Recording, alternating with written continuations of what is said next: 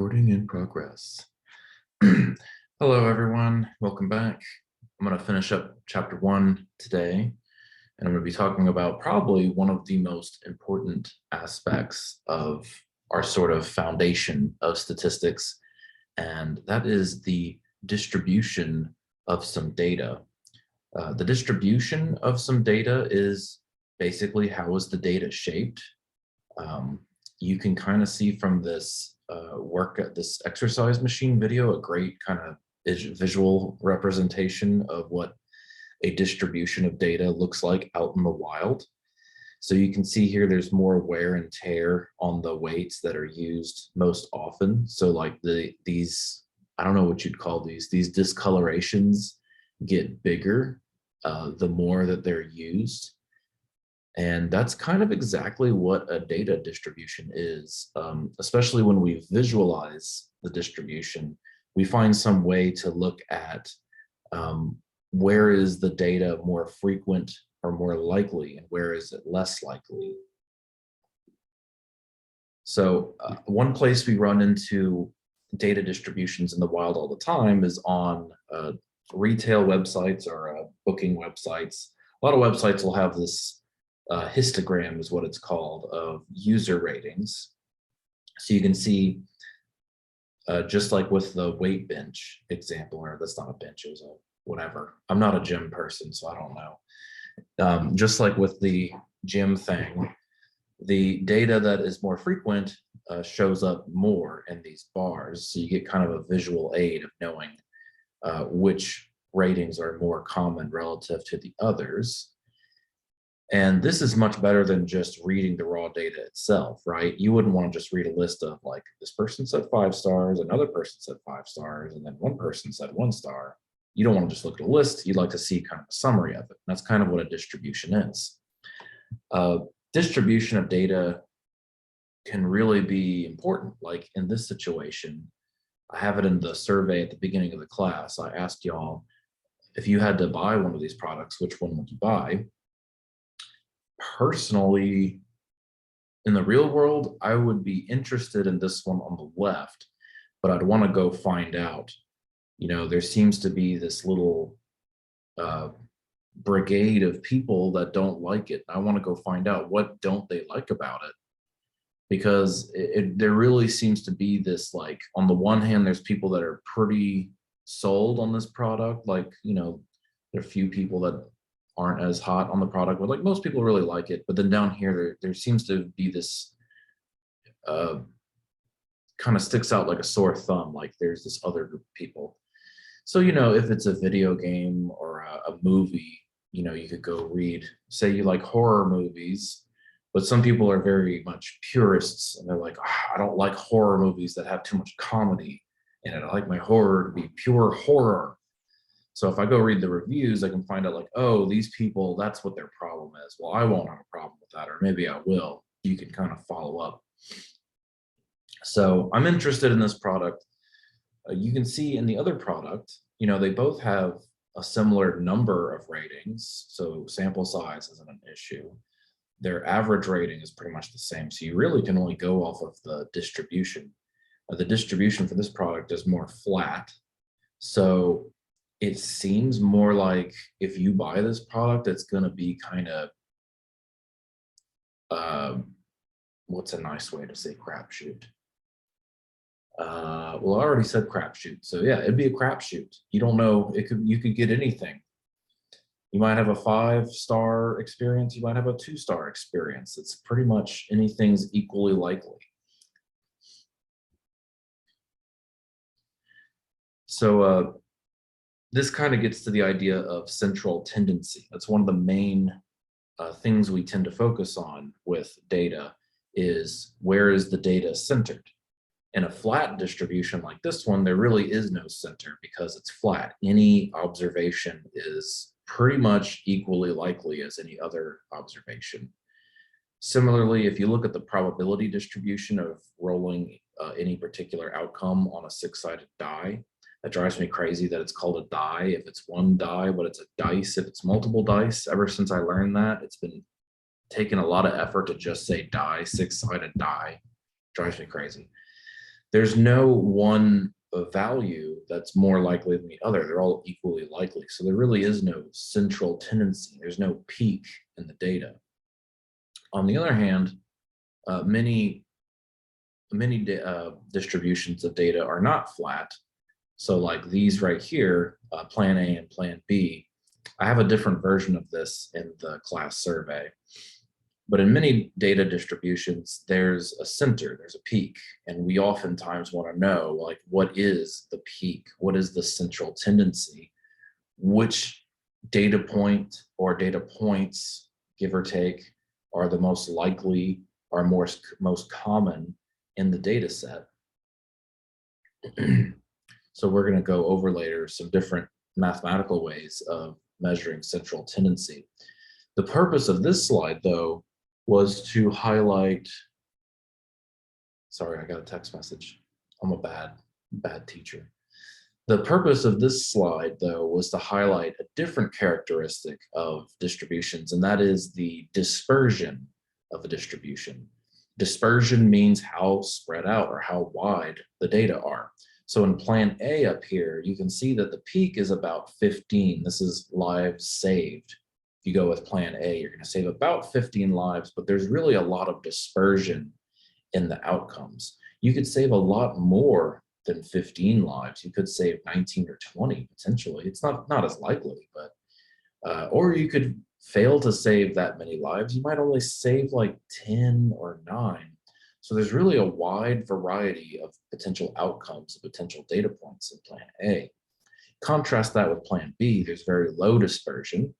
You're probably going to save 14 people, maybe 13, maybe 15, but it's very narrowly peaked, this Plan B, less dispersion.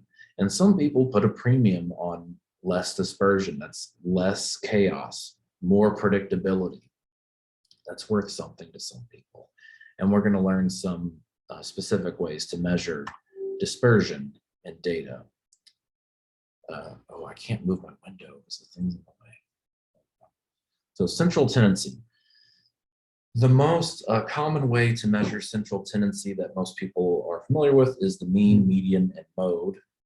The mean is the sum of the data points divided by the number of data points. I have, when you state a formula verbally like that, the sum of all the data points divided by the number of data points. As long as it's a short formula, that can be okay. Down the line, though, it can become very unwieldy to keep describing these very complex equations in words that could become confusing for the listener. So I wanted to get you familiar early on with the notation that is often used in statistics. This is sigma notation. It's not as bad as it looks.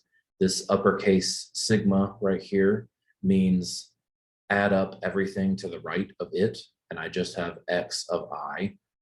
That means if I have a data set, the ith element of that data set is just, I stands for like index. So if I want just x of 1 or x of 2, that's the first or the second element of the data set. If I just say I, that means for all elements of the data set. So sigma with x of I next to it just means add up all of the x's in the data set of x. And n is the number of data points. So it's really just a straightforward translation of what I already set up here.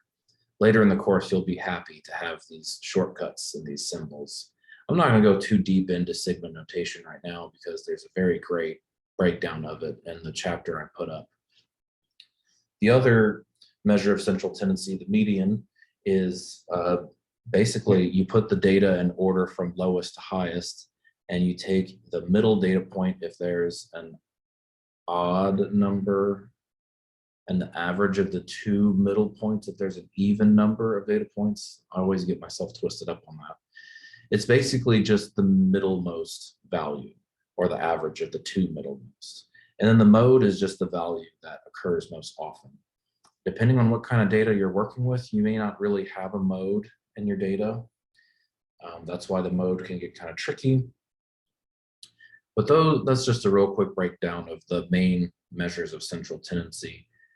Most people focus on the mean because it has mathematical properties that make it easier to calculate the probability of observing means and sample means and whatnot.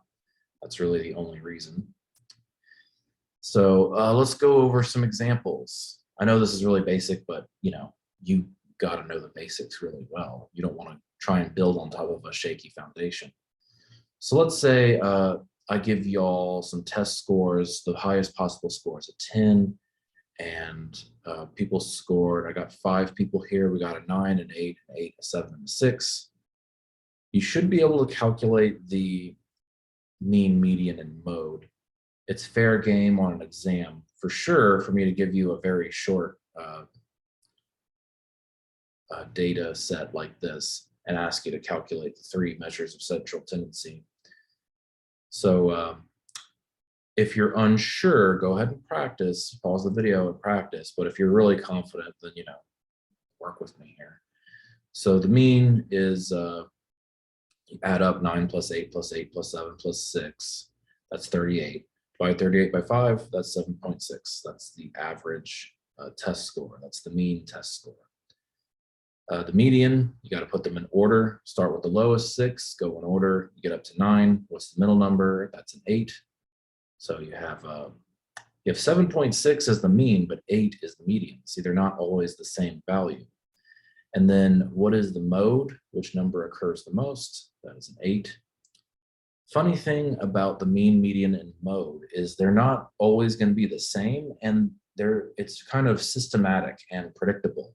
You can tell what factors are going to make them not the same and why. Most importantly, if you have a skewed distribution, the mean tends to follow those extreme values. If there's an outlier in your data set that's an extremely low or an extremely high value that you happen to observe, or if you have a skew in your data set, the mean is such a follower is going to be influenced by that, those extreme observations. And do I go over the definitions of skew? Whenever you have a positive skew, that's what's going on here. That means that there's sort of an asymmetry in the data.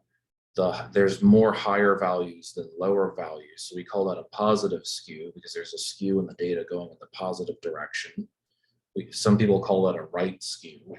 If you flip this around, you get a negative skew, meaning there's more data trailing off in the negative direction towards 0 or towards the negative part of the number line.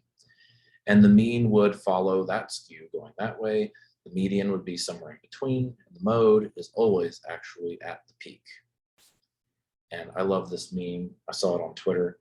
The mean, such a follower, can't focus on the real central tendency, gets distracted by those extreme data points. Oh, and I do talk about skew. Yeah, most of the tests we're going to talk about in this course assume that the data have a symmetrical distribution. And it's okay if the data is slightly asymmetrical. See, here, this is a symmetrical distribution. Most of our tests are going to assume in one way or another that this is what our data looks like.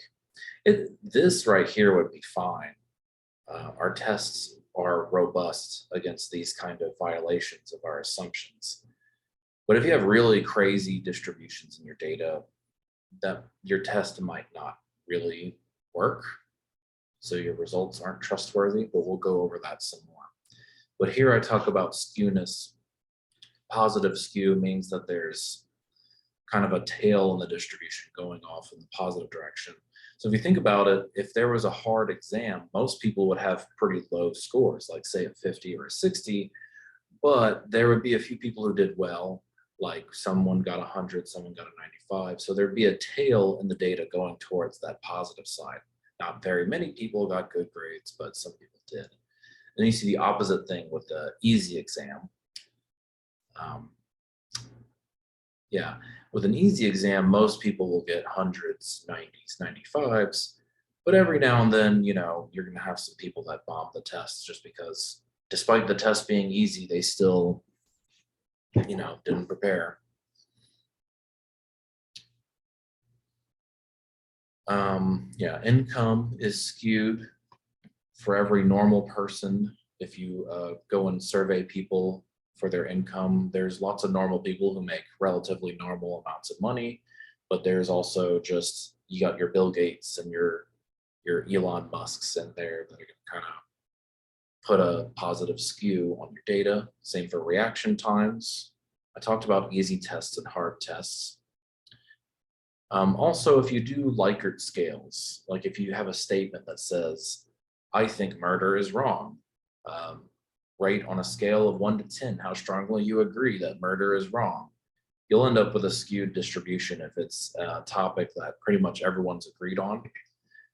I mention that because it's relevant to psychology research.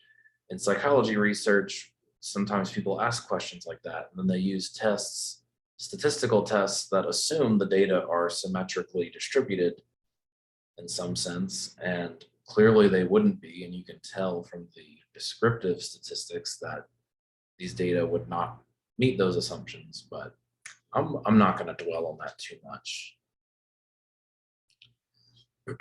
So we talked about a mode. The mode represents the most common, most frequently occurring value in the data set. It's possible for a data set to have two modes. So for instance, in this Amazon example from earlier, one of the modes, if there had to be one mode, it would be these 44% 5-star reviews, but you could easily say there's a second mode, that there's this sort of latent group of people. Like we got two groups of people included in the same data set. We're not distinguishing them, but you can tell from the fact that there are two peaks, two modes in the data, that you can tell from that there are two groups. If you ever plot your data and you see what looks like one distribution of observations plus another little distribution on the side, that might be a sign that you have multiple groups in your data, and you might want to try and figure out, what can tell those groups apart, and how can you identify those groups. So we went over measures of central tendency. We can calculate them pretty comfortably, I hope. Measures of spread or dispersion, that's confusing. One of the measures of dispersion is just called spread, and I like to call dispersion spread because that's what it is. The simplest measure of dispersion is spread, or it's also called the range. Sorry, a lot of things in statistics have multiple names. I'm trying to keep them straight, or as straight as I can for you. The range or spread is just the highest data value minus the lowest data value. So in our test scores from earlier, 9, 8, 8, 7, 6, the range or spread of this data is 9 minus 6 equals 3. There are 3 units of range or spread in this data. Like the mean, the mean is very influenced by extreme observations. The spread or range is also unduly influenced by extreme observations. So if I have 9, 8, 8, 7, 6, let's say I keep drawing from the same population, I get another 9, another 8, another 6. At some point I get a 0. Well, the range would stay at 3 as long as I just saw 7s and 6s and 8s and 9s. The range would stay at 3, but as soon as I get that 0, now my range is going to be at 9. But if you look at the data, that 0 is really not, the 0 creates kind of a misperception of how spread out the data really are. The data really aren't that spread out. Just because you add a 0 in, that 0 is kind of an outlier. So spread can be a little unreliable at times. And now we have everyone's favorite, the standard deviation.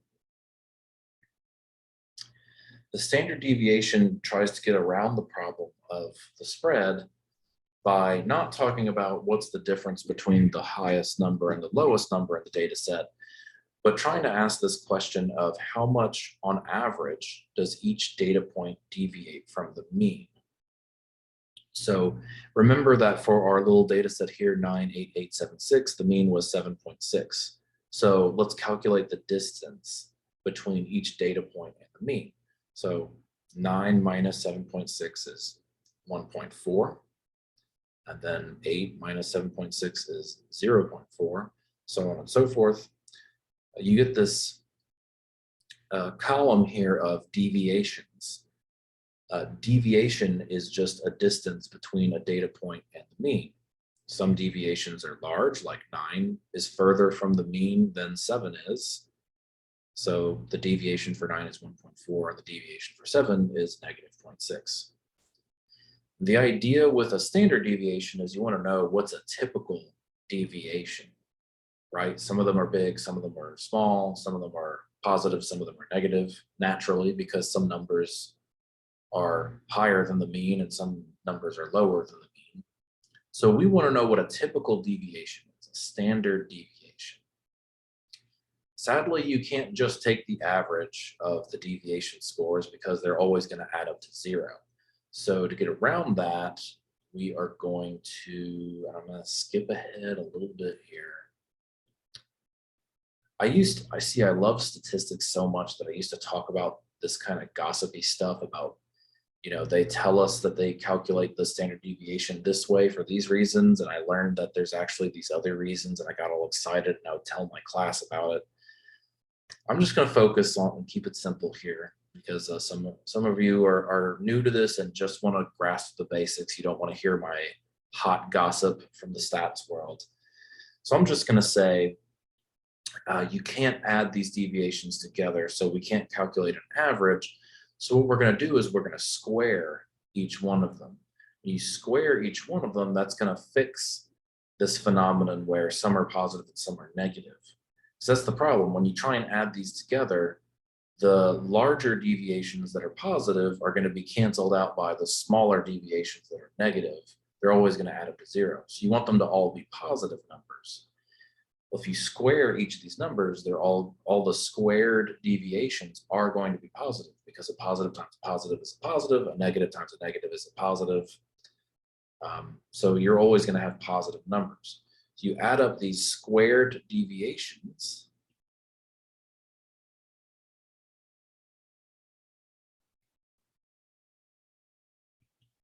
Where do I talk about that? I need to update these slides. So you add up the squared deviations, and then you divide by the number of data points. So you have the average squared deviation. And then you squared all the deviations. Now you want to unsquare them. What's the opposite of squaring? That's the square root. So you take the square root of all this stuff. If this all seems overwhelming and confusing, that's okay. In this class, I'm not going to have you hand calculate the standard deviation, but I did want to give you some idea of how it's calculated. The standard deviation is this: you take all the distances between each data point and the mean of that data set, you square each of them and divide by the number of data points. That gives you an average deviation, and the squaring fixes it to where they're all positive. So you can take an average. Once you've got that average, you got to take the square root, because you squared everything. You don't want to know the average squared deviation. You want the average deviation, not squared. So you unsquare everything with the square root. But things get a little bit complicated. So if you have all of the data in a population, then you are going to divide by n, like you would with a average. With an average or a mean, you're dividing by the number of data points. And you would do the same thing with a standard deviation if you have the population data. What does that mean? The population data means you have all the data that are from the population. You're not taking a sample from the population. You don't have a subset of the observations that you could have had. In psychology, you're pretty much always going to have a sample. But if you happen to be curious about, I don't know, I'm just like, let's say I'm looking at the test scores for my first exam in a stats class. I want to know how widely dispersed those test scores were. And I'm not interested in test scores for that exam in general. If I were to teach this class semester to semester, I just want specifically to know how dispersed these test scores are in this one class, this specific class. Well, then I have all the data points. There's no samples from a population. I just literally have every single data point there ever could be because it's one class. So you divide by n. Most times you're actually not going to be in that situation. You're collecting a sample. You're curious about, like, if I were to repeat this study again and again, and the sample mean would fluctuate, the data would fluctuate. They would all kind of vaguely resemble each other because we're sampling from the same population over and over again. But because of a phenomenon called sampling error, we're not going to get the exact same numbers each time because there's some randomness, there's some random chance about who you're going to get in your sample and who you're not going to get. When you're in this situation, you're going to divide by n minus 1. And regardless of whether you're dividing by n minus 1 or by n, we call this dividing by degrees of freedom. Degrees of freedom is a funny concept. I'm not sure it's worth going into it right now. I used to go into it and try to give a brief explanation. The main takeaway I want you to have is just that if you're doing a sample standard deviation, you divide by the number of data points minus 1. If you have a population standard deviation, you divide by just n, the number of data points. If you're curious about degrees of freedom, I used to go more deep into it. And even then, I didn't think I was going that deep into it, but I realized I was going a little too deep for the present purposes. And degrees of freedom is kind of a notoriously difficult concept to understand in statistics. There's even this web comic I found where a genie says, you have 3 wishes, but no wishing for death. You have a wish, but there's 3 rules. You can't wish for someone to die, you can't wish for someone to fall in love, and you can't bring people back from the dead. And the guy says, okay, well, I wish I understood degrees of freedom. And the genie says, okay, there are 4 rules. You got to update his rules because he can't work magic and make you understand degrees of freedom. All right, well, that's it for chapter 1. I'm going to record the next chapter soon, and y'all have a great day.